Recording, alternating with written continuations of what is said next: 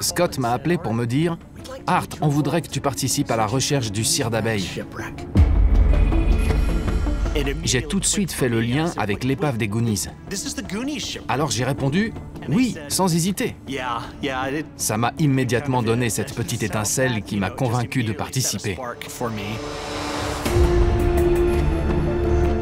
Le film Les Goonies raconte l'histoire d'une bande de gamins qui se lance à la recherche de l'épave d'un mystérieux bateau de pirates, près d'Astoria, en Oregon. Je pense que je me suis reconnu dans l'un de ces personnages, comme beaucoup de monde. L'océan ne révèle pas facilement ses mystères et il a fallu réunir toute une équipe d'experts pour enquêter.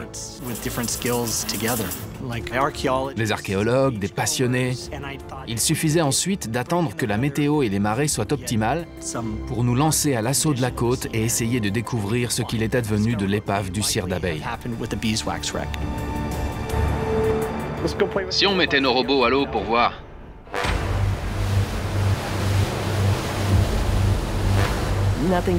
Rien ne stimule plus un archéologue qu'une vieille épave.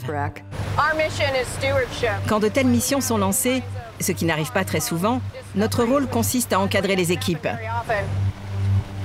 Il est établi qu'une épave existe quelque part depuis des siècles. On entend parler d'elle dans les légendes racontées depuis des centaines d'années par les tribus locales.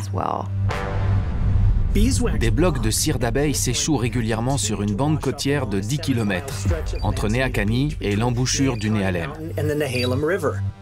Le plan était simple. Chercher des cibles le long de cette côte grâce à notre sonar, et puis utiliser des moyens techniques dernier cri pour aller explorer le fond marin dans les zones intéressantes. Le premier jour, nous avons embarqué à 5 h du matin. À cette période de l'année, la météo est souvent la même.